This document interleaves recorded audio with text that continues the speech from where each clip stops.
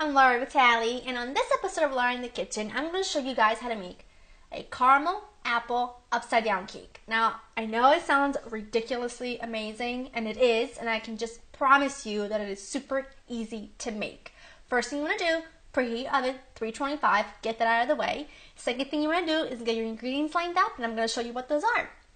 You're going to need some all-purpose flour, some granulated sugar, brown sugar, whole milk, unsalted butter, eggs, some more unsalted butter, an orange, some ground cinnamon, baking powder, salt, nutmeg, and you're going to need some vanilla extract, and of course, the apples. And I'm using two, not Granny Smith apples, I'm sorry, Golden Delicious apples, just because it's my favorite apple of all time, and it's my favorite baking apple because it really stands up well to heat. It doesn't completely fall apart like a Macintosh would. A Macintosh apple, if you cook it, it kind of turns into like applesauce, which is great. It's like the apple to use if you want to make applesauce. But if you want to make something like this, or like an apple pie, I really suggest using a Golden Delicious. They're not as like sour as Granny Smith, but they're my favorite. So, alright, preheat oven 325, get that out of the way. And I also want to point out that I am making this entire cake with just a bowl, a whisk, and a wooden spoon or a spatula, whatever you got. I got a lot of comments. I got a lot of questions whenever I bake. Can I just use it without a mixer? Can I just do it by hand? And the answer to all those questions are yes. You can bake anything by hand. I just prefer to use a mixer just because it's easier, but you can bake anything by hand. Whatever recipe I make using the mixer, you know you can do it yourself. Just a bowl, a whisk, a wooden spoon, you're good to go. Alright, first thing I'm going to do, now I have butter here. I have a half a stick of unsalted butter at room temperature, nice and soft, and that's for the cake batter. We're not going to use that yet. And then I also have a 1/4 cup of unsalted butter, and I'm going to bring this to the stove because I'm just going to cook this and the brown sugar together to make like a little caramel to go underneath of our baking pan, which by the way, it's an 8x8, and I've sprayed it and lined the bottom with parchment paper. Alright, let's go over to the stove to get these two cooking, and then we'll come back. I got my 1/4 cup of butter here, melted. Now to that, I'm going to add 2/3 of a cup of brown sugar, and just mix this together and let the brown sugar kind of melt with the butter and bring it to a boil. Once the brown sugar butter mixture is up to a boil, turn the heat off, and I'll meet you back on the counter. Add my brown sugar and butter mixture ready. And now all I'm going to do, and it's okay if it looks like it's splitting. It's perfectly fine. It's going to do that. I'm just going to lay this out just like so.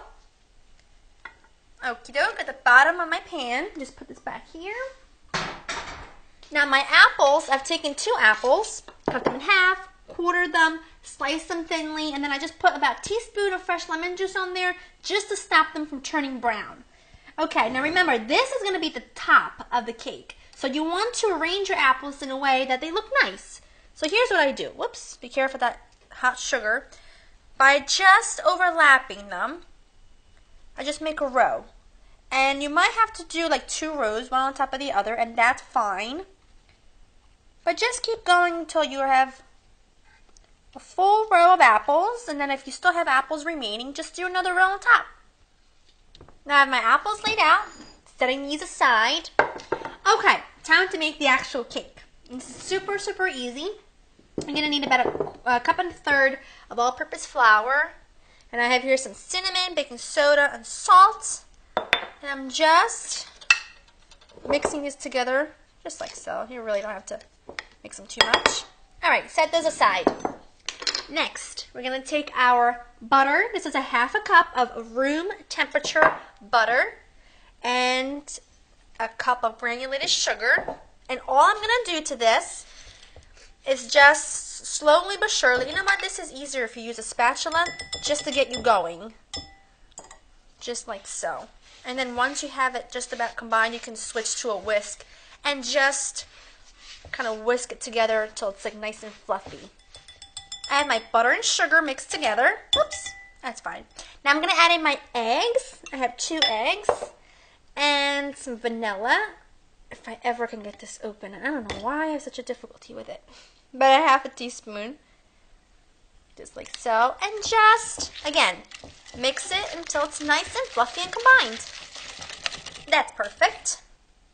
I'm just going to use now some orange zest. Now, I use orange zest a lot around this time of year, and I put it into my apple pie, and it tastes divine, and I also put it in my carrot cake. It's just that little something that kind of breaks through the richness, and it's just so good. And you don't need very much. You probably need about a teaspoon, half a teaspoon to a teaspoon. Like I said, you really don't need very much because it is kind of potent, but it makes a huge difference. It really does. Just that tiny little bit, about a half a teaspoon, will do the trick. Okay, we have that combined. Now I'm going to just take some nutmeg, and I'm just going to grate about 1/8 of a teaspoon, not much because nutmeg is so strong, into my dry ingredients. Now these are flavors that I put into my apple pie. So why not put it in an apple cake, right? So that's what I did, and it's just such a winner every time, and this cake is just so good. It tastes, the top of the cake, it tastes like a caramel apple. Who doesn't love that? And then the actual cake just tastes like a spongy apple pie. I really can't describe it. It's just so good. All right, now we're going to add the dry ingredients and the milk. Half of the dry ingredients and half of the milk. You don't want to put it all at once because, well, if I put all the milk at first and then the flour, it's too runny. If I do the opposite, if I put all the flour first and the milk, and this gets too dry. I don't know why, but this just works really well. Just mix it just enough to combine everything, but don't over mix it, otherwise you'll get bread. Now the last of the milk and the dry ingredients. This is just mixed, which is exactly how I want it. I don't want to over mix. Remember, you never want to over mix when you make cakes. Okay, now I'm just gonna spoon this over my apple mixture. Just want to make sure you level it out because you want an even cooking time on everything. You don't want one side to be really huge and then the other side not. So you just want to take a few seconds to just make sure it's nice and even. And I just have a wooden spoon helping me out.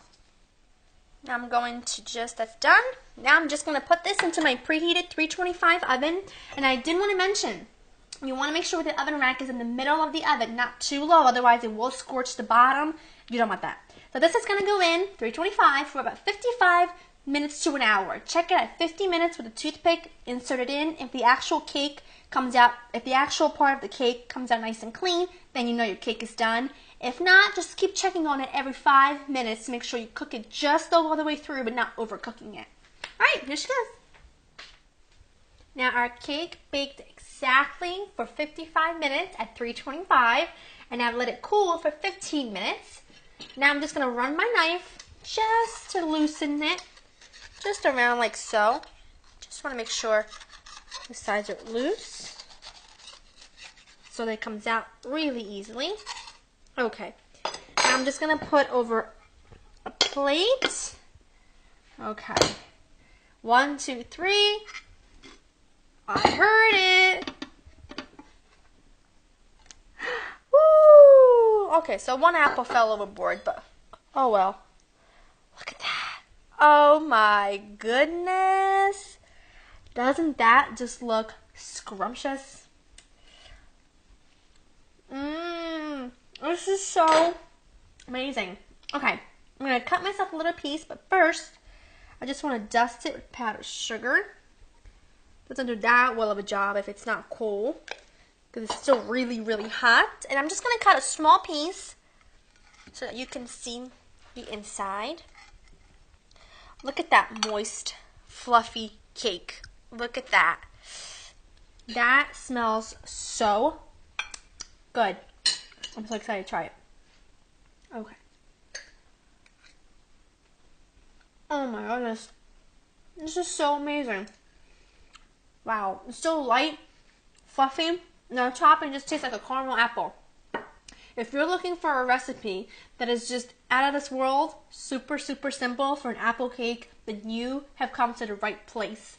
To get this recipe and other recipes, check out my website, www.laureninthekitchen.com. And I hope you have a wonderful